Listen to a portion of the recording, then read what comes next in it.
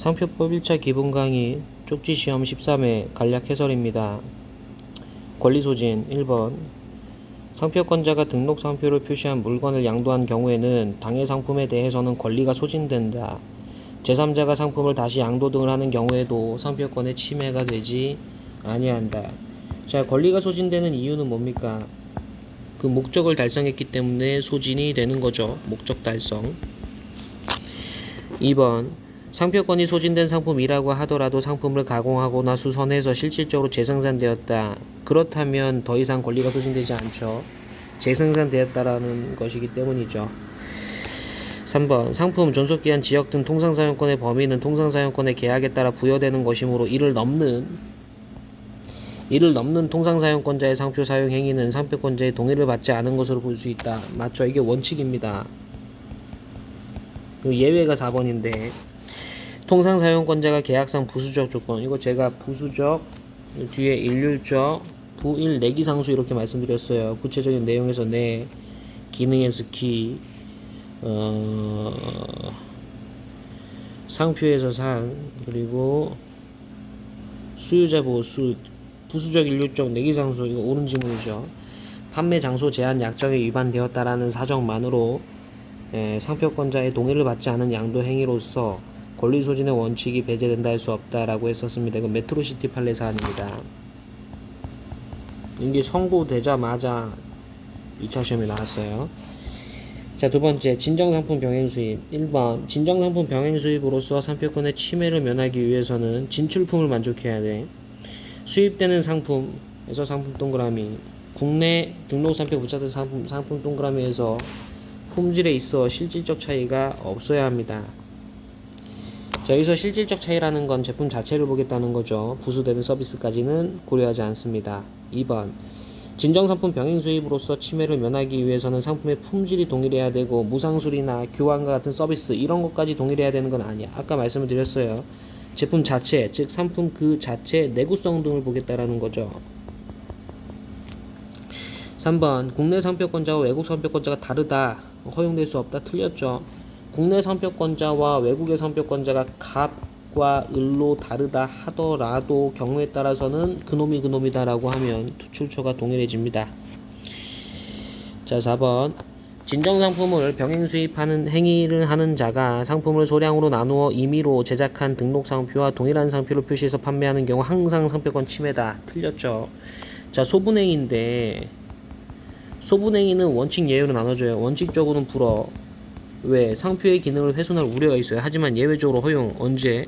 이와 같은 상표의 기능이 훼손될 우려가 없는 경우, 즉 판례에서는 특별한 사정이 없는 한 불허된다 이렇게 얘기해요. 특별한 사정이 없는 한 불허된다. 그럼 특별한 사정이 있으면 허용되는 겁니다. 민법에서 배우시죠? 적극이라는 판례와 한정적극이라는 판례는 분명히 달라요. 소극이라는 판례와 한정소극은 다른 겁니다. 5번, 병행수입업자가 상품을 수입해서 판매하는 것을 넘어서 적극적으로 광고 행위를 하는 경우라면 그 행위는 영업주체의 혼동을 일으키니까 침해다. 틀렸죠. 만약에 수입 판매 행위가 비침해라면 더 나아가서 적극적으로 광고 행위를 하더라도 비침해인 거예요. 광고 행위를 한다 하더라도 진출품이 바뀌는 건 아니기 때문이죠. 하지만 그 행위가 경우에 따라서는 영업주체 혼동을 일으킬 수도 있고, 영업주체 혼동을 일으키는 경우에는 부정경쟁방지법상 부경법상 부정경쟁 행위에 해당할 수는 있어요. 하지만 적어도 침해가 되는 건 아니야. 상표법상. 기출질문 보겠습니다. 진정상품 병행수입 업자가 타인의 등록상표가 표시된 상품을 진정상품인 화장품을 보다 작은 용기에 재병입하면서 그 용기에 임의로 제작한 등록상표를 표시해서 판매하는 경우 침해다. 침해를 구성하지 않는다. 틀렸죠. 소분행위고 원칙적으로 불허돼요. 그렇기 때문에 침해입니다. 이어서 권리남용 보겠습니다. 1번, 상표권 행사가 공정한 경쟁 질서와 상거래 질서를 어지럽히고 수요자 사이 혼동을 초래하거나 신의치게 위배되는 법적 보호가치. 자, 권리남용에서 자주 나오는 표현이 법적 보호가치예요. 법적 보호가치가 없으면 권리남용입니다. 자, 두 번째, 상표 등록 무효 심판에 의해서 무효될 것이 명백하다면 그 상표권에 기초한 침해 금지 손해배상 청구는 특별한 사정 없는 한 권리남용이다. 이거 뭐죠? 하유도 판례. 3번 침해 소송을 담당하는 법원은 상표권자의 청구가 권리 남용에 해당한다는 항변이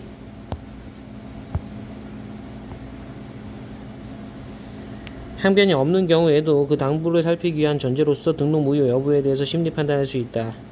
틀렸죠. 하유도 판례는 제가 공권법으로 알려드렸고, 세 번째 법원이 그 무효 여부를 심리 판단할 수 있는지 문제되는데 원래 안 되지만 상대방이 권리 남용의 항변이 있을 걸 전제로, 권리 남용의 항변이 있어야 돼요. 있을 걸 전제로 심리할 수 있어요. 없는 틀렸죠. 4번 타인의 상표권을 침해하며 사용한 결과 수요자 간에 알려지게 되었다. 이게 대표적으로 이제 악의의 선사용 상표, 악의의 상표라 하죠. 그러한 사용을 용인한다면 상표법이 취하고 있는 등록주의 근간을 훼손하게 되므로 권리남용이라 볼 수 없다. 맞죠? 이거 카타나 판례죠.